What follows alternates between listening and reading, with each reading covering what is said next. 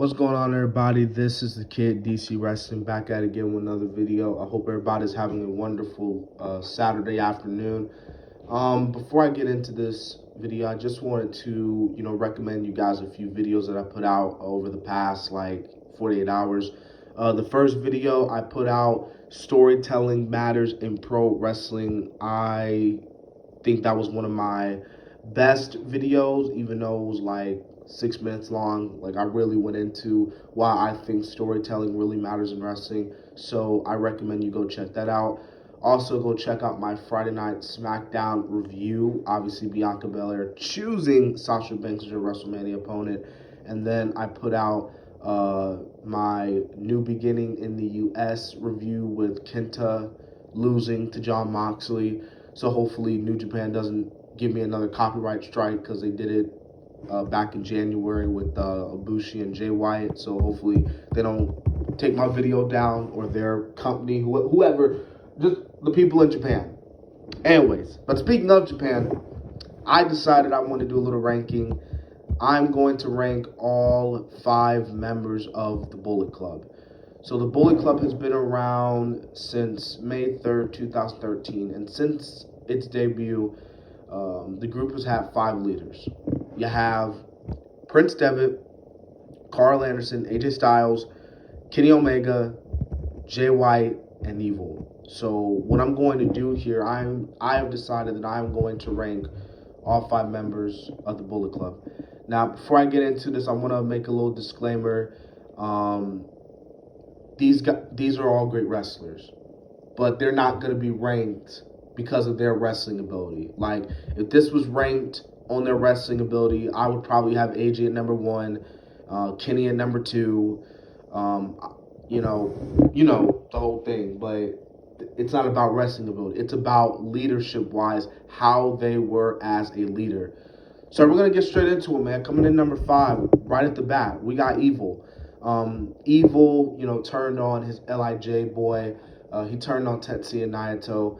And, Evil winning the IWGP Heavyweight Championship wasn't really, from a booking standpoint, it just wasn't cool. The whole New Japan, Gato booking in New Japan in 2020, when you had coronavirus and the pandemic, it was really kind of hard for Gato to book a lot of things. And I think that this little Evil run with, him being the leader of the Bullet Club and turning heel, I don't know, man. Evil just doesn't fit in Bullet Club, in my opinion. He just doesn't fit. He fits in our LIJ. He fits with Naito and the guys.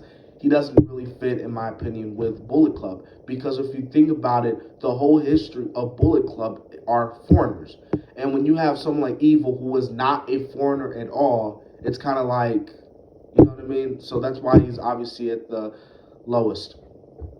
All right, coming in at number 4, we have Kenny Omega. Kenny Omega, one of the best wrestlers in the world, the 5-star, 6-star, 7-star classic Kenny Omega, the best bout machine, but he's at number 4. And the reason why Kenny Omega is at number 4 as the Bullet Club leader is because under Kenny's reign, he didn't feel like a Bullet Club leader. It was more of Kenny, Matt, and Nick, and the whole elite, the elite. And we all know how the Young Bucks are. We all know how good the Young Bucks are at marketing. That's how they're able to make so much good money, because of stuff like that. And it's like they were more like using Bullet Club for their own fortune to get for themselves. Because with Bullet Club, they were able to market off being the elite and the elite, and just able to market themselves. So it's like they didn't really care about Bullet Club. They just merely cared about themselves when they should have cared about the group. So that's why Omega's at number 4. All right, coming in at number 3, we have Switchblade J White. So I know a lot of people at first were not really too keen with Jay White being the new leader of the Bullet Club, but it fits Jay White to a T. Jay White is a great heel. I've said it, man. That dude is the future of New Japan. He does a really good job playing the heel role. Really good job playing the heel character. the Switchblade character, I might add. And he's just really good, and he's been like a really good leader, and he has like really meant a lot to Bullet Club. All right, so coming in at number 3, we have AJ Styles. Now, I know this is going to sound crazy. I know you're probably thinking, why would you put AJ at number 3? But, like, the thing with AJ, I mean, he cared about Bullet Club, but it was like during his reign, you know, you were seeing him, he was doing like DX chops and everything. Well, then again, he was a heel, but I don't know. I don't know. It's just good wrestler, good leader, but like I think when it came to leadership skills, I think Anderson slightly, you know, had that reins on. And that's why Carl Anderson is at number 2 because, you know, think about it. Anderson's been there since the beginning. You know, he knows everything about Bullet Club, you know, the whole shooting. So, like, you know, I just felt like leadership skills, leadership-wise, Carl Anderson felt more as the leader as AJ. And then think about it. It was Carl Anderson who brought in Kenny Omega. It was Carl Anderson that was mostly talking in the promos and stuff. AJ was just like the wrestler who, you know, came in and had those great matches.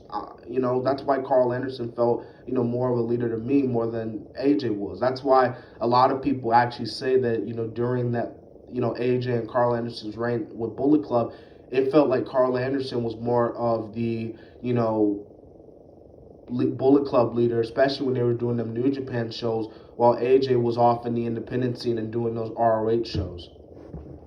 And coming in at number 1, this is no shocker, this is no brainer. Prince Devitt, the real rock and roller.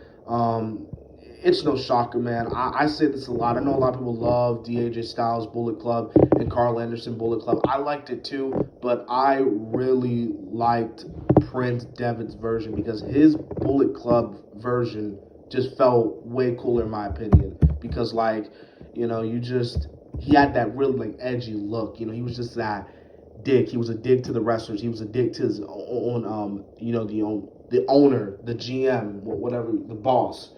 So, like, Prince just felt, as Bullet Club would say, real. So, yeah. So, that's why Prince Devitt is at number 1. So, anyways, guys, that's the video.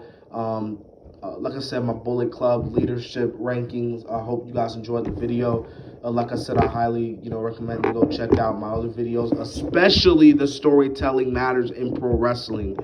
And if you haven't already subscribed, comment, you know, down the video, some video recommendations, and subscribe to the channel, like, and yeah.